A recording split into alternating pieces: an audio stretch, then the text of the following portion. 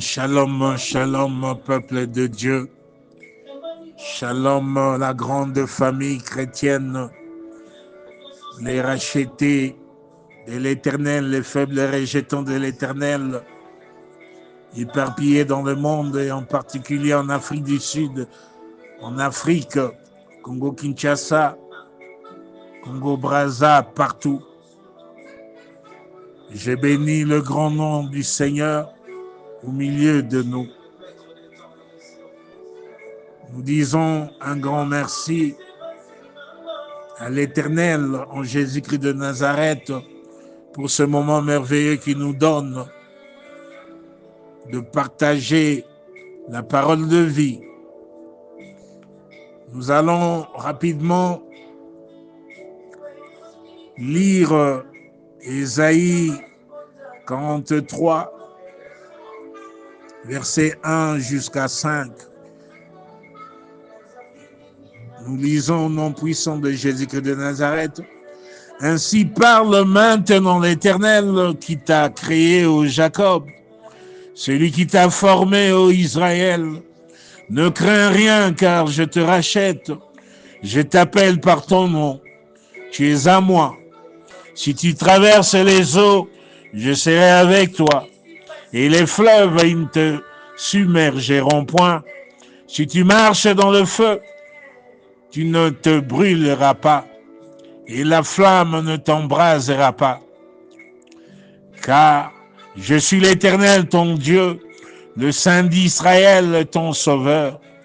Je donne l'Égypte pour ta rançon, l'Éthiopie et Saba à ta place, parce que tu as du prix à mes yeux, parce que tu es honoré et que je t'aime. Je donne des hommes à ta place et des peuples pour ta vie. Ne crains rien, car je suis avec toi. Je ramènerai de l'Orient ta race et je rassemblerai de l'Occident. Père, glorifie ton nom en ce moment. Père, glorifie ton Fils, afin que ton Fils te glorifie au milieu de ton peuple. Père, glorifie ta parole dans la vie de tes enfants, de ton peuple, afin que ta parole te glorifie. Laisse que le ciel s'ouvre maintenant. Père, que ton règne vienne, que ton règne vienne, que ton règne vienne. Et que la puissance de ta gloire, la puissance de ta grâce est glorieuse. Cette puissance entre en action dans la vie de chaque papa, chaque maman, de tous les peuples de Dieu, toutes les familles des rachetés, faibles et rejetons de l'Éternel. Père, glorifie ton nom par ce message de vie. Ta parole, c'est la vie. Merci, Père. Tout de toi, rien de moi. Tout pour toi, rien pour moi. À toi la gloire, je confesse, Jésus qui est Seigneur, à la gloire de Dieu le Père. Bien-aimés, voudrions-nous, n'est-ce pas, parler d'une manière systématique, un enseignement exhorté d'une manière systématique. Le titre de notre message, c'est « Cessons de nous victimiser par rapport à notre vie passée ». Lorsque nous lisons dans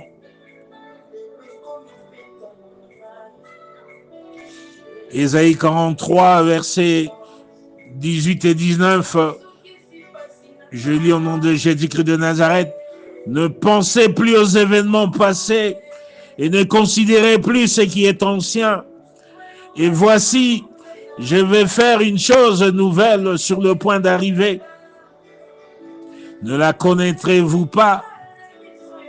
Je mettrai un chemin dans les déserts et des fleuves dans la solitude. » Bien-aimés, beaucoup de chrétiens, quand bien même ils ont reçu le Seigneur Jésus-Christ comme Seigneur et Sauveur, quand bien même ils marchent dans le chemin de la vie, Jean 14, 6, le Seigneur Jésus-Christ dit ceci, « Je suis le chemin, la vérité et la vie. Beaucoup de chrétiens n'arrêtent pas de se victimiser par rapport à leur vie passée. N'est-ce pas? Beaucoup n'arrêtent pas de penser aux événements passés, aux situations passées, aux péchés du passé, aux lois établies, aux malédictions ancestrales, aux fondations ancestrales maudites. Beaucoup ne cessent pas de passer, de penser à certaines situations relatives aux blessures intérieures dans leur cœur. La parole de Dieu nous exhorte de ne plus penser aux événements passés et de ne plus considérer ce qui est ancien. Bien-aimés, nous devons comprendre ceci. Lorsque, n'est-ce pas, nous sommes appelés à la vie, nous sommes sauvés en recevant le Seigneur Jésus-Christ comme Seigneur et Sauveur, nous devons nous mettre en tête que nous commençons, n'est-ce pas, une nouvelle vie, une vie de gloire, une vie conformément à la parole de Dieu dans 2 Corinthiens 5, 17. Je paraphrase, si quelqu'un est en Christ, il est une nouvelle créature. Les choses anciennes sont passées et voici toutes choses sont devenues nouvelles.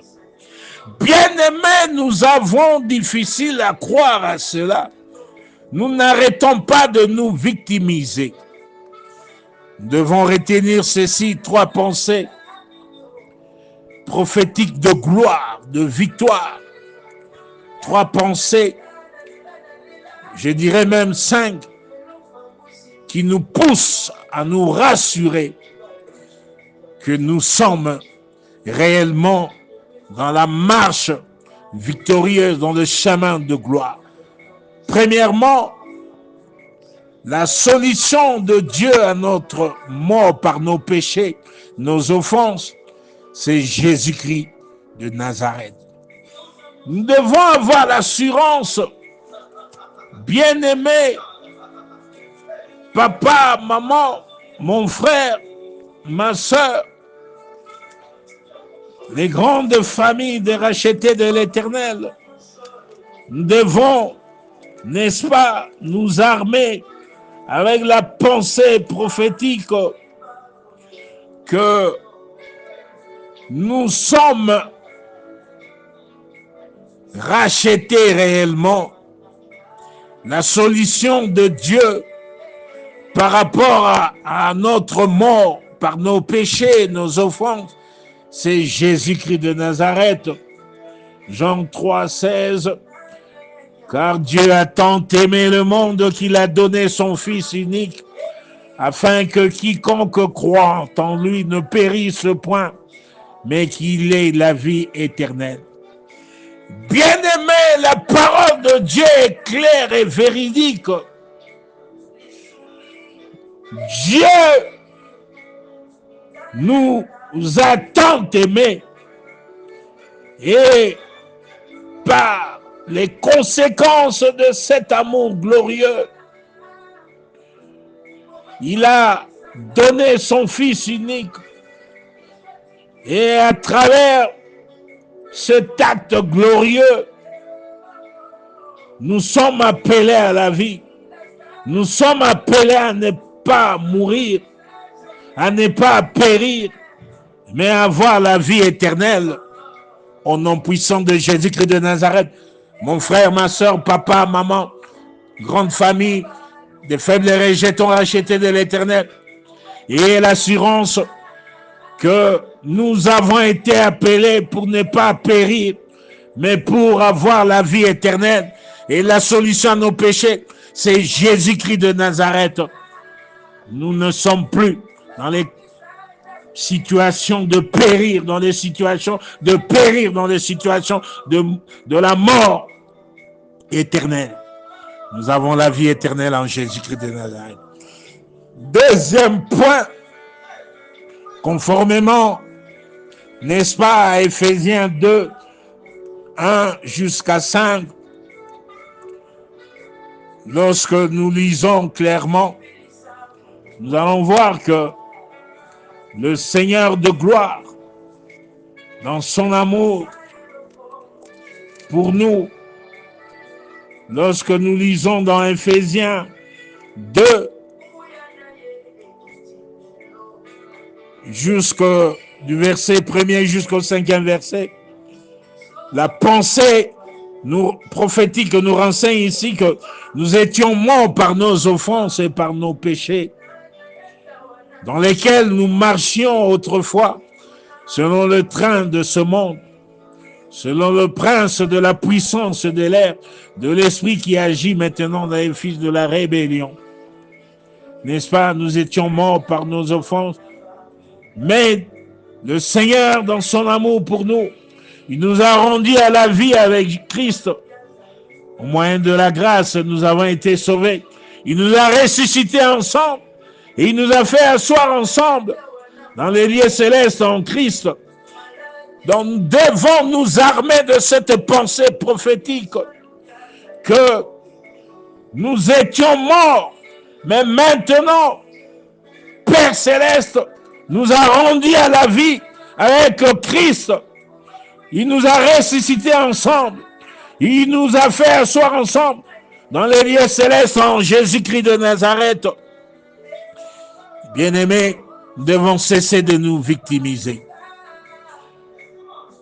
Papa, maman, mon frère, ma soeur, famille, des faibles rejetons rachetés de l'Éternel. Nous devons avoir l'assurance que nous sommes des bénis de Dieu. Le Seigneur nous a déjà ressuscités avec Christ et il nous a fait asseoir ensemble dans les lieux célestes en Christ. Nous sommes ici et nous sommes aussi de manière glorieuse, n'est-ce pas, dans les lieux célestes en Jésus-Christ de Nazareth. Donc nous devons cesser de nous victimiser. Troisième pensée prophétique, lorsque nous lisons dans 1 Timothée 1,15,